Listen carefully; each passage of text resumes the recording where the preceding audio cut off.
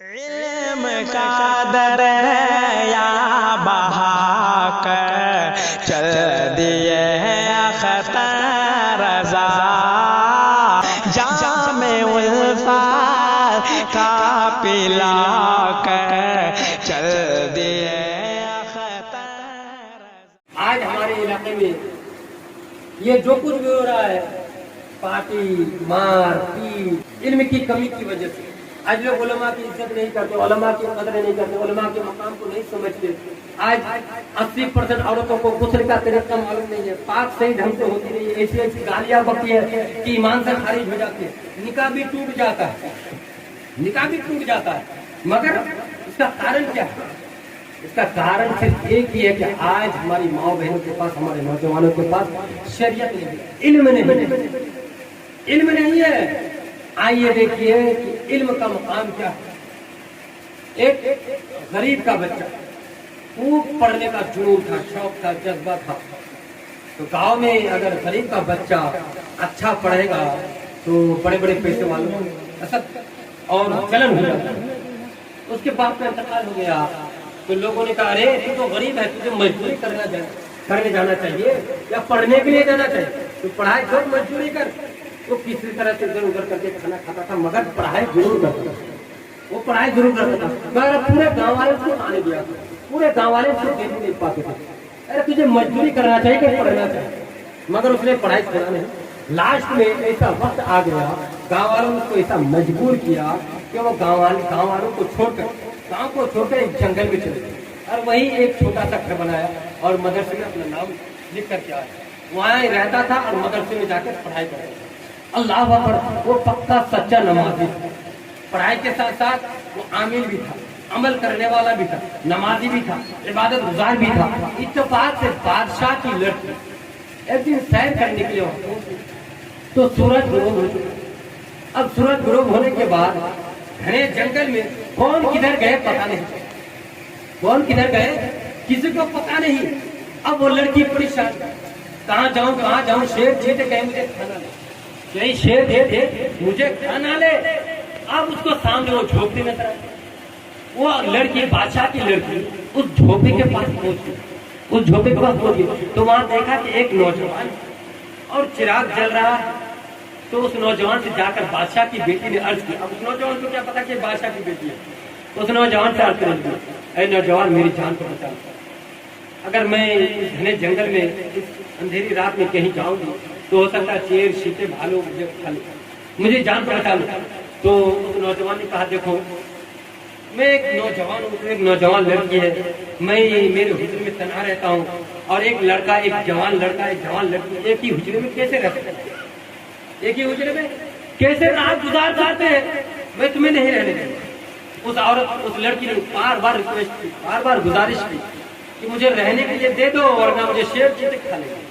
تو اس نوجوان کے دل میں رحم آیا، کہا اچھا جب ایسی بات ہے تو جاؤ میری چارپائی پر سو جاؤ، میری چارپائی پر سو جاؤ، دیکھو علم کا مقام، میری چارپائی پر سو جاؤ۔ اب وہ لڑکی سو گئی اور وہ نوجوان چراغ جلا کر پڑھنے کے لیے گئی۔ توجہ دے بولیے ایک مرتبہ سبحان اللہ۔ ہاں، وہ نوجوان چراغ جلا کر پڑھنے کے لیے گئی تو وہ لڑکی عرض کرتی ہے، اے نوجوان تو بھی سو جا، کہا میں نہیں سو گا، تو سو جا۔ پھر وہ لڑکی دیکھ رہی ہے کہ وہ نوجوان پڑھائی کر رہے ہیں اور تھوڑی دیر بعد اپنی انگلیوں کو چراغ میں ڈالتے جا رہے ہیں، اپنی انگلیوں کو چراغ کی روشنی میں جلا رہے ہیں۔ پھر وہ لڑکی دیکھ کر پریشان کہ آخر یہ نوجوان انگلی کو چراغ کی روشنی میں کیوں ڈال رہے ہیں۔ پھر وہ لڑکی کہتی ہے، اے نوجوان سو جا، رات بہت ہو گئی۔ مگر وہ نوجوان سوتے نہیں ہے، پڑھائی میں گزارتا۔ اور وہ لڑکی یہ دیکھ کر پریشان ہو گئی، نوجوان نے اپنے ہاتھوں کی انگلی کو جلا دیا، نوجوان نے پڑھائی کے دوران اپنے ہاتھوں کو جلا دیے مگر سوئے نہیں۔ صبح ہوئی تو بھائی بادشاہ ہے، اپنے وزراء کے ساتھ پورے جنگل کو چاروں طرف سے گھیر دیا، سامنے آ گئے۔ اس نوجوان کا جلدی سے نکل جا ورنہ لوگ مجھے تانے دیں گے کہ ایک نوجوان لڑکا، ایک نوجوان لڑکی روم میں حجرے میں تنہائی میں کیا کر رہا تھا، کوئی بھی کہے گا نا کیا کر رہا تھا یہ۔ اس نوجوان نے کہا جلدی سے نکل جا۔ ابھی وہ دروازے باہر قدم رکھ ہی رہی تھی कि उसके बाप बादशाह घोड़े पर सवार होकर आ गए। कहा बेटी कहाँ बुजुर्ग, मैं बस सलामत हूँ, जिंदा हूँ। कहा अच्छा किसके पास थी? कहा बुजुर्ग ये नौजवान है, ये हुजरे बनाकर ये अकेला रहता था, मुझे बचाने वाला कोई नहीं, इसी नौजवान ने मेरी जान बचाई। अब बादशाह तो कोई बादशाह होता है। अब हुजरा के साथ बादशाह ने कहा मेरी बेटी अब तुम इस नौजवान को फांसी पर चला दो, इस नौजवान को फांसी पर चला दो। तो घर गए, जाने के बाद बादशाह ने ऐलान कर दिया कि उस नौजवान को लाओ और फांसी पर लटका दो। बादशाह की लड़की ने कहा अब्बू जान मैं परेशान हैरान, आप एक बादशाह होने के नाते मैं आपकी बेटी हूँ जिसने मेरी जान बचाए, अब उसी को फांसी पर लटकाने की बात करते हो, क्या तुम्हें शर्म नहीं आती?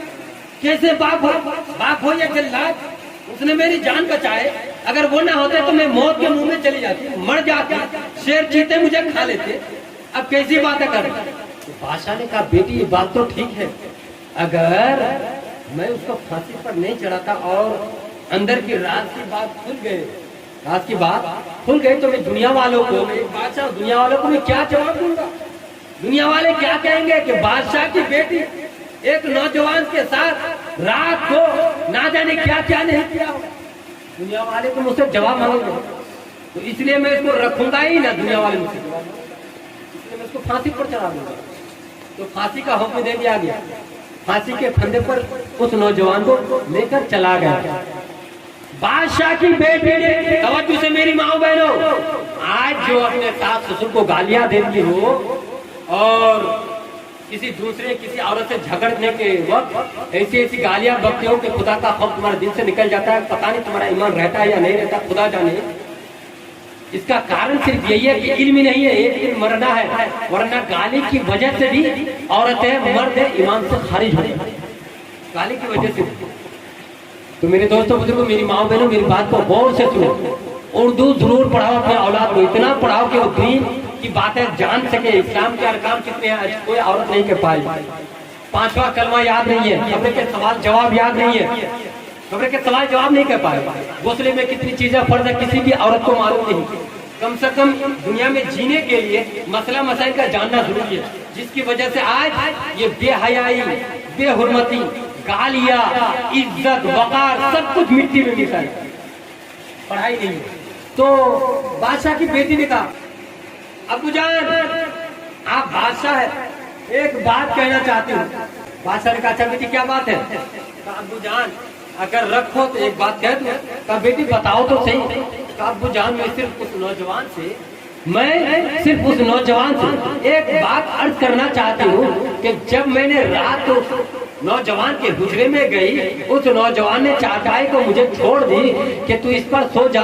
वो नौजवान रात भर चिराग की रोशनी में पढ़ाई करते रहे और अपनी उंगलियों को चिराग पर थोड़ी देर के बाद चिराग की रोशनी में अपनी उंगलियों को चलाता रहा। अब्बू जान अगर आप इजाजत दो तो मैं उस नौजवान से सिर्फ इतना पूछ लूं कि उस नौजवान ने अपने हाथ के उंगलियों को उस चिराग की रोशनी में क्यों चलाया है? अल्लाह अल्लाह कुर्बान जाओ। बादशाह ने हुक्म दे दी बेटी को, बेटी ने जाकर पर्दा लगा दिया गया। पर्दे के आड़ में बेटी ने उस नौजवान से अर्ज की, ऐ नौजवान मेरा एक सवाल है, सच बताना, मेरे सवाल का जवाब दे देना। जब मैंने तुम्हारे हुजरे में गई और तूने रहने के लिए जगह दी तो रात भर तूने चिराग की रोशनी में पढ़ाई की, मैं तेरी चारपाई पर सोती रही, मगर मैं एक चीज जरूर देखती रही कि तू थोड़ी देर बाद अपनी उंगलियों को चिराग की रोशनी में चलाता रहा। आखिर माजरा क्या है, मामला क्या है? जरा फांसी पर चढ़ने से पहले मुझे इतना बता दिया जाए। अल्लाह अल्लाह कुर्बान जाओ। उस नौजवान ने अपने नफ्स को इल्म की खातिर किस तरह से काबू किया था। तवज्जो चाहता हूँ मेरी माओ बहनों, मेरे नौजवानों, मेरे बुजुर्गों, सुनो। उस नौजवान ने कहा, ऐ लड़की सुनना चाहती है तो सुन ले, एक लड़का और एक लड़की, जवान वो भी अगर एक ही हुजरे में हो तो शैतान जरूर दोनों के दिलों में वसवसा डालेगा। शैतान जब मेरे दिल में ये वसवसा डालने लगा, कई नौजवान इस हुजरे में कोई